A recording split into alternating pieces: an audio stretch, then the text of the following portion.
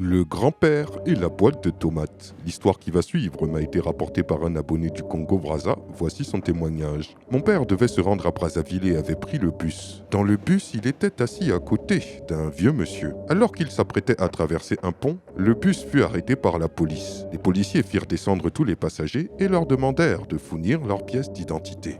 Malheureusement, le vieux monsieur qui était assis à côté de mon père n'avait pas ses pièces sur lui. Le policier lui fit comprendre qu'il devait lui faire un geste s'il voulait remonter dans le bus et continuer son voyage. Mais le vieux n'avait pas cette somme sur lui. En colère, le policier demanda alors au vieux d'aller au fleuve qui coulait en dessous du pont avec une boîte de tomates vide. Et avec cette boîte, il devait faire des allers-retours pour remplir une grosse barrique. Le grand-père ne broncha pas et alla au fleuve. Il resta à côté de l'eau un bon moment, remplit la boîte de tomates et remonta pour commencer à remplir la barrique. Et là, c'est alors qu'en versant l'eau dans la barrique, tout le monde fut stupéfait de constater que l'eau ne faisait que couler, couler et encore couler, jusqu'à ce que la barrique soit remplie.